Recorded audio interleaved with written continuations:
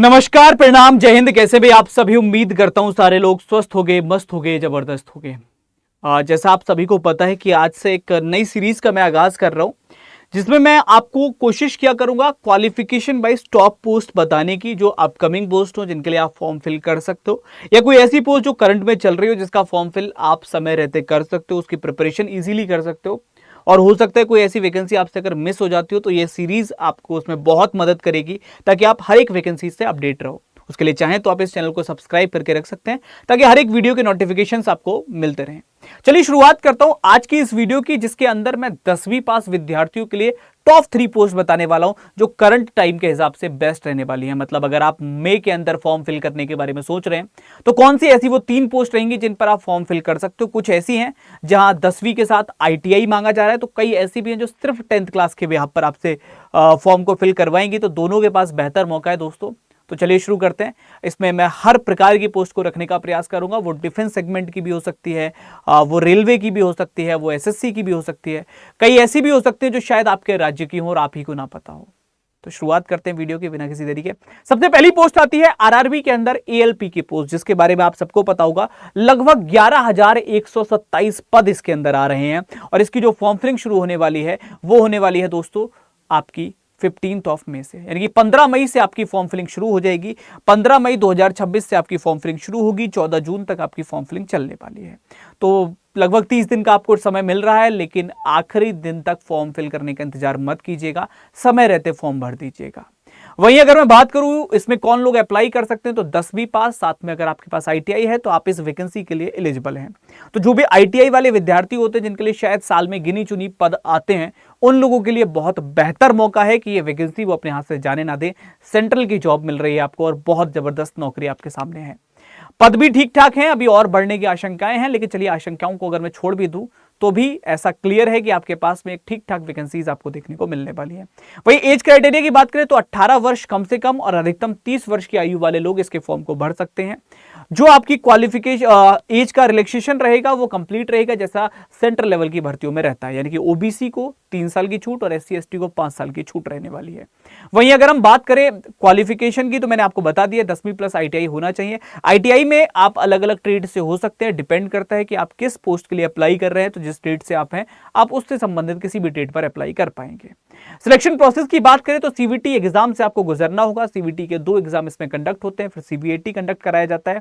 उसके बाद document verification होता है, फिर मेडिकल एग्जामिनेशन होता है, और फाइनल अपॉइंटमेंट आपका कर दिया जाता है। कोई इंटरव्यू जैसी प्रोसेस में नहीं होती। वही अगर मैं बात करूं CVT की, तो CVT 1 के अंदर आपके कुल मिलाकर 75 प्रश्न आते हैं, 75, जो 60 मिनट में आपको सॉल्व करने होते हैं, जिसमें रीजनिंग के 25 क्वेश्चन, मैथ के 20, GS के 20 और जनरल अवेयरनेस या करंट अफेयर्स के 10 क्वेश्चन आपको देखने को मिलते हैं। तो कुल मिलाकर के 75 क्वेश्चन होते हैं, जो 60 मिनट्स के अंदर, 60 मिनट के अंदर आपको सॉल्व करने होते हैं। MCQ बेस्ड ही होते हैं, यानी कि मल्टीपल चॉइस क्वेश्चंस होते हैं। फिर आप CBT 2 के अंदर जाते हैं, और CBT 2 के अंदर आपको कुल मिलाकर के 175 प्रश्न देखने को मिलते हैं।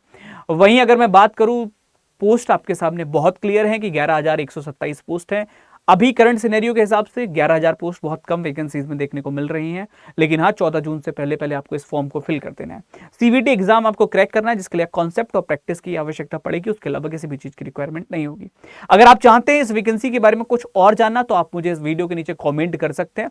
जो भी चीज आपको जाननी हो इस वैकेंसी से रिलेटेड, सिलेबस अगर आपको जानना है, या कोई और ऐसा प्रश्न है जो आपके मन में बन रहा है, आप डेफिनेटली कॉमेंट कीजिए। अगर छोटा सा जवाब हुआ तो मैं कॉमेंट के नीचे रिप्लाई करवा दूंगा या कर दूंगा, और अगर ऐसा जवाब हुआ जिसके लिए मुझे एक डेप्थ वीडियो बनानी पड़े, लाइक जैसे सिलेबस जानना होता है, कई बच्चों को कुछ और जानना होता है, तो मैं एक वीडियो बनाकर भी उसकी जानकारी दे दूंगा। आप उसके लिए इस चैनल को सब्सक्राइब करके रख सकते हैं, इसके कोई पैसे नहीं कटेंगे।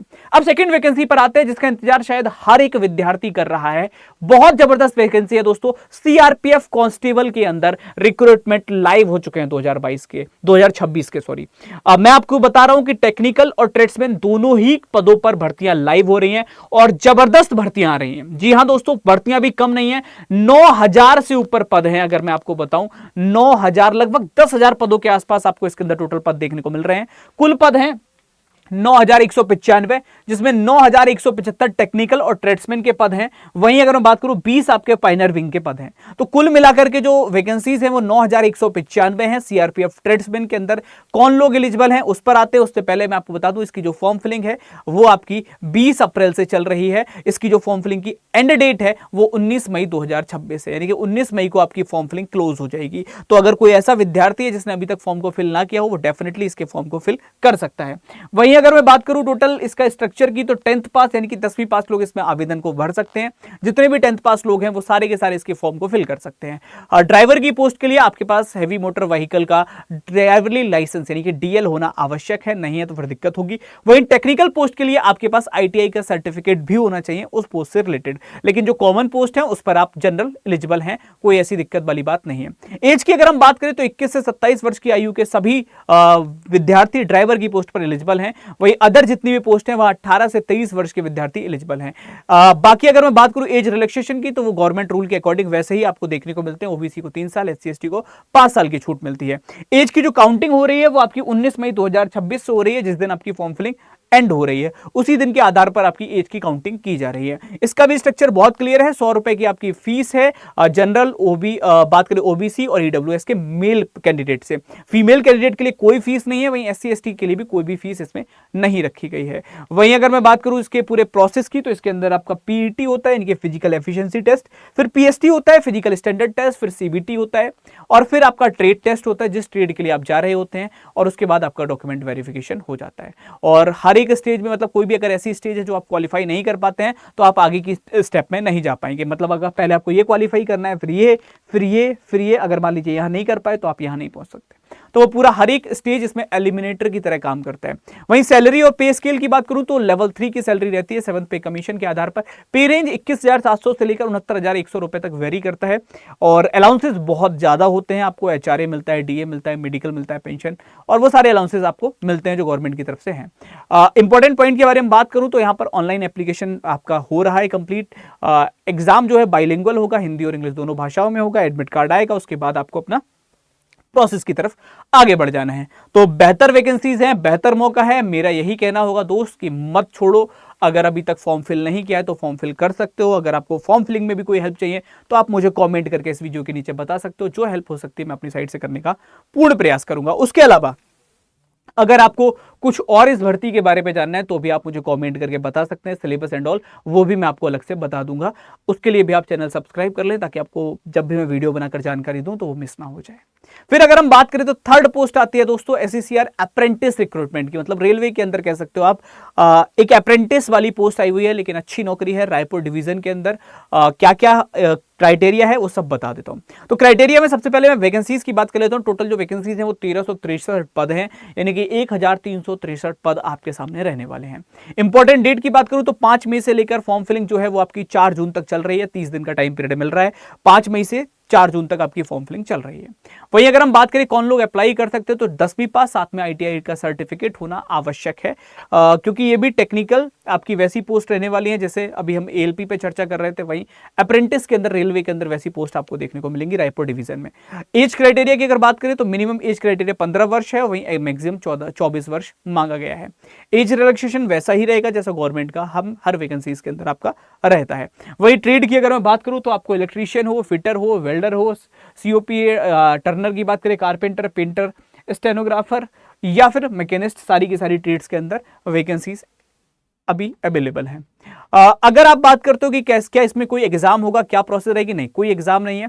मेरिट बेस आपका सिलेक्शन होगा। 10वीं पास और आईटीआई आपके इसके कंबाइंड इसके भी आप पर एक मेरिट बनेगी। कोई सीवीटी एग्जाम कंडक्ट नहीं होगा, कोई इंटरव्यू नहीं होगा। तो मेरिट बेस है तो फॉर्म जरूर फिल कर दीजिएगा। वहीं अगर हम बात करें ट्रेनिंग है इसके अंदर, हाँ तो ट्रेनिंग है, 1 साल की आपकी ट्रेनिंग है। और उस 1 साल की ट्रेनिंग के अंदर रेलवे के अकॉर्डिंग आपको एक कह सकते हो सैलरी के रूप में स्टिपेंड मिल जाएगा।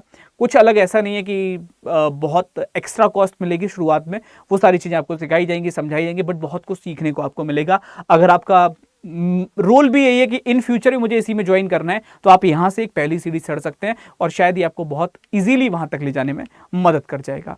अगर प्रोसेस की बात करें तो ऑनलाइन एप्लीकेशन फॉर्म है और कुछ नहीं है, कोई एप्लीकेशन फीस नहीं है, मेडिकल सर्टिफिकेट रिक्वायर्ड होगा।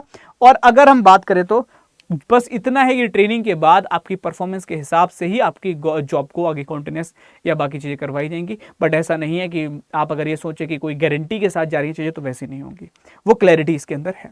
तो मौका आपके पास इसमें भी है। अब आपको इन तीनों में से किसी भी वैकेंसी को लेकर के अगर ये जानना है कि सर इसकी डेप्थ वीडियो बना करके मुझे जानकारी दे दो, इसके सिलेबस पर मुझे चीज़ें जाननी है, इसकी फॉर्म फिलिंग में मुझे हेल्प चाहिए, जो भी हेल्प चाहिए आप मुझे उसके लिए कॉमेंट कर सकते हैं। या कोई और वैकेंसी है जो आपका मन कर रहा है कि इसके ऊपर शायद किसी ने अभी तक कोई इन्फॉर्मेशन नहीं दी है बट आप दे सकते हैं, तो भी आप मुझे कॉमेंट करके बता सकते हैं। और दोनों ही केसेस में आप इस चैनल को सब्सक्राइब करके रख सकते हैं। मैं कोशिश करूंगा कि हर 2 दिन 3 दिन या वीकली आपको एक वीडियो बना करके क्वालिफिकेशन के अकॉर्डिंग जो भी उस समय करंट वैकेंसीज हो उनकी जानकारी मैं देता रहूं। आप लोग बताइएगा आपको कैसा लगा ये वीडियो। तब तक के लिए बहुत बहुत धन्यवाद। Thank you so much everyone. जय हिंद सभी को। Thank you so much. Thank you everyone. Thank you.